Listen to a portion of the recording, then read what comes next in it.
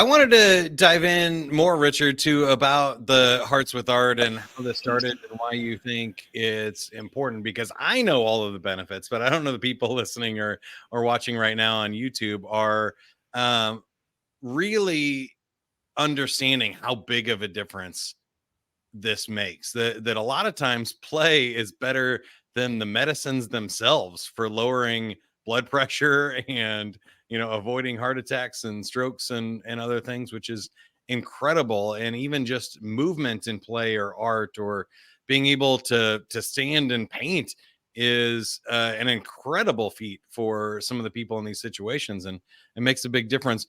How did this come about? And maybe tell me some of your favorite stories or benefits from it. I wish I was cool enough to say I started it, but I didn't. It was founded in 2016 by a childhood leukemia survivor. She, as an adult, moved to San Antonio, Texas, and was volunteering in the hospital. She's a singer, and she was going there once a month to sing to patients. And the more she did it, the more they wanted her to come back. And they were wondering why it wasn't in the hospital every day, all day. And so she started the nonprofit in 2016. And we've grown from one floor of one hospital to we are now in 10 hospitals.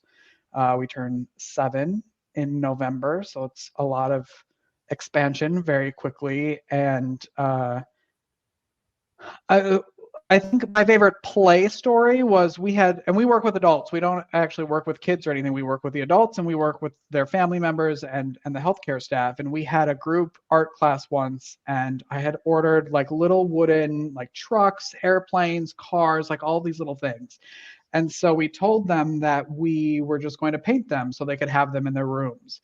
And they finished painting them, and we had a tablecloth on the table, and I took the tablecloth off, and there was a racetrack under the tablecloth. And to see adults get excited about racing little miniature cars around a racetrack, like it was, and they did it for like an hour and a half, just racing each other and seeing who could push it across. And that, I think, was for me, seeing people actually play like that in that childlike, like they didn't care. They didn't care who was Yeah. watching. They were just having so much fun. And we see it in the surveys, like vocab was talking about, that they're pushing their call buttons less because they're distracted. They're not feeling as much pain. They're more compliant with their nurses. Oftentimes we'll get calls because patients aren't really doing what they're supposed to be doing. They're not showering. They're not, complying with the nursing staff. And then we come in and we hang out with them and we treat them like humans again. And then Mhm. suddenly they're starting to take showers when they need to and do what they're supposed to do. So there's so much just in the hospital, connecting a patient with a hospital staff, with a nurse, to know that they're both just people at the end of the day, and just their mental like stability in the hospital, because suddenly, like you're having a great day one day and then the next day you're in a hospital and you have no idea what's going on. So there's so much going on for them that this kind of levels it all out, and it becomes kind of an even playing field. Yeah, it's so cool. I actually got experience with this several years ago. I met a young man named Jeff Hansen who was in as a teenager in the hospital for a brain tumor. It was like a genetic disease that caused blindness and brain tumors around the eyes. And he started painting note cards, like thank you notes and stuff, while he was in the hospital, spending so much time there, sitting there with chemotherapy and stuff, just creating art as a way to be a distraction.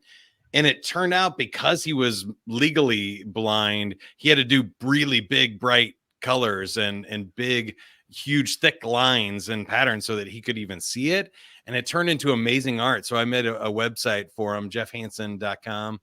And unfortunately, he passed away in 2020 from his, issues there. But ended up creating over $1 million for charity. I think they're multiple millions now, somewhere between like $3 and $10 million. He would sell his paintings at art auctions and charity auctions, and people just loved them. And really cool, amazing art. But to me, there's just so many like stacked on benefits here. Like you said, we're helping the artists that go teach painting. We're helping the patients in the hospital. He's generating children's money for children's charities and art by selling the paintings that were created, and everybody's getting healthier and happier along the way. It's just an incredible project.